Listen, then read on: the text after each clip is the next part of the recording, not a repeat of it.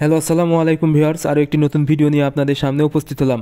আজকের ভিডিওতে মূলত আমি আলোচনা করব কোয়েল পাখিকে সুস্থ রাখতে এই শীতকালে আপনারা কি সতর্কতা অবলম্বন করবেন এবং শীতকালে কোয়েল পাখিকে দীর্ঘদিন কিভাবে সুস্থ রাখবেন।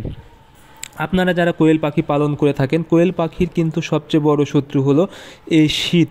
কারণ কোয়েল পাখি কোনোভাবে একটু ঠান্ডা বা প্রচুর পরিমাণে ঠান্ডা কিন্তু সহ্য করতে পারে না। আপনারা বাচ্চা অবস্থায় অথবা বড় অবস্থায় যে কোনো অবস্থায় কিন্তু পাখিকে যদি কোনোভাবে ঠান্ডা লাগে তাহলে কিন্তু এগুলো চাপা লেগে কিন্তু মারা যায় এবং বিভিন্ন রোগে কিন্তু আক্রান্ত হয়ে যায়।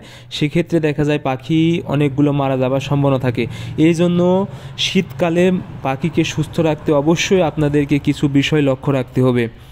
সর্বপ্রথম যে বিষয়টা লক্ষ্য রাখবেন, আপনারা যেখানেই পাখি পালন করে থাকেন অবশ্যই ফাঁকা জায়গায় পাখি পালন করেন এবং সেখান থেকে বাতাস ঢোকার একটি অবশ্যই রাস্তা আছে। এই জন্য যখন দেখবেন যে বাতাস যেই পাশ দিয়ে বেশি ঢুকতেছে ওই পাশের রাস্তাটা কোনোভাবে পিরপল বা কোনো কিছু দিয়ে অবশ্যই আটকে দিবেন, অর্থাৎ কোনোভাবে যেন বাতাস প্রবেশ করতে না পারে এবং পাখিকে ঠান্ডা না লাগতে পারে সেদিকে খেয়াল রেখে পর্দা বা পিরপল যে কোনো কিছু দিয়ে জায়গাটা আটকে দিবেন। তবে এটি আপনারা মূলত রাতের বেলা বিশেষ করে, তবে প্রচণ্ড যখন রোদ উঠবে বা গরম হবে সেই ক্ষেত্রে কিন্তু অবশ্যই খোলা রাখতে হবে, তাছাড়া কিন্তু গ্যাস বা গন্ধ হয়ে যেতে পারে।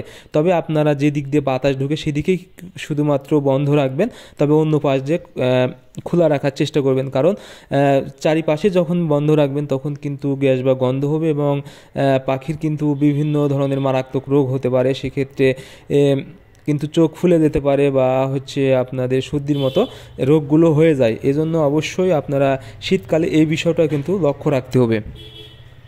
তাছাড়া আরেকটি বিষয়, আপনারা শীতকালে শুরুতে অবশ্যই ভ্যাকসিন করে দেবেন, বিশেষ করে রানীক্ষেতের ভ্যাকসিন। কারণ শীতকালে যদি কোনোভাবে রানীক্ষেত রোগ হয়ে যায় সেক্ষেত্রে কিন্তু পাখিকে বাঁচানো প্রায় অসম্ভব এবং একসাথে অনেকগুলো পাখি মারা যেতে পারে।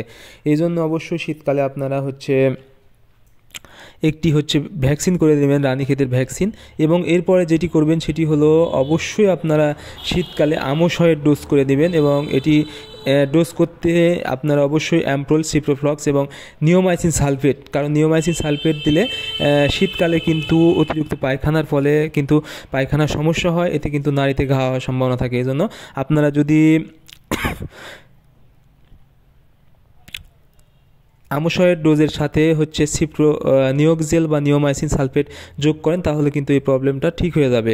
সো আপনারা শীতকালে আরেকটি বিষয় লক্ষ্য রাখবেন, সেটা হলো ঠান্ডার ডোজ করে দেবেন একটা ইউরোকট এবং ডক্সিবেট এই জাতীয় ওষুধ দিয়ে আপনারা ঠান্ডার ডোজ করে দিবেন। তাহলে কিন্তু ঠান্ডাজনিত যে রোগগুলো আছে পাখির তা থেকে কিন্তু দূরে থাকবে বা হওয়ার সম্ভাবনা অনেক কম থাকবে। তাছাড়া আপনারা অবশ্যই কৃমির ডোজ করে দিবেন ঠান্ডার সময়, তাহলে কিন্তু পাখি সুস্থ থাকবে।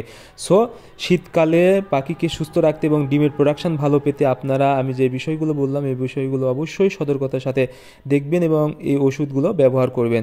সো আজকের ভিডিও পর্যন্ত। আপনারা আমাদের পরবর্তী ভিডিও পেতে অবশ্যই আমাদের চ্যানেলটি সাবস্ক্রাইব করবেন। ধন্যবাদ সবাইকে। আল্লাহ হাফেজ।